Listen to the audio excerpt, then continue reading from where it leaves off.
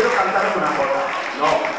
Lo primero que vas a cantar es la jota de Zaragoza para Mariano y para Belén. Y después nos cantas una jota. Pero primero, si te parece bien, ¿vale? Si te parece bien, ¿eh? Si te parece bien.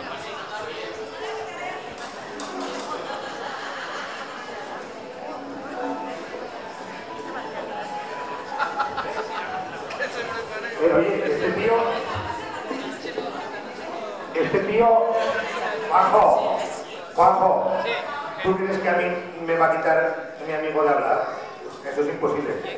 Que no me deja César que hable ahora. Eso es imposible. Habla. Mientras se ponen y se preparan, él no quiere, pero yo suelo hacer lo que me da la gana. Si me deja mi mujer. Y quería decir algo muy importante, que él no quiere, dice que déjame en paz. Digo, pero yo hago lo que quiero.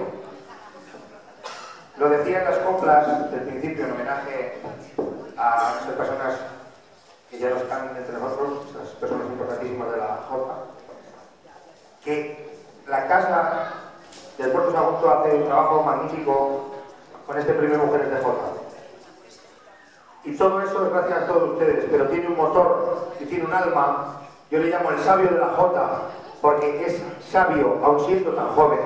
Cuando sea más mayor, aún será más agudo. Ustedes tienen un valor en esta casa grande, inmenso, y no lo digo porque sea amigo mío, sino porque es alguien importantísimo en la Jota, la quiere, la ama y cada vez trabaja más por ella. Quisiera un fortísimo aplauso para César Rubio, por favor.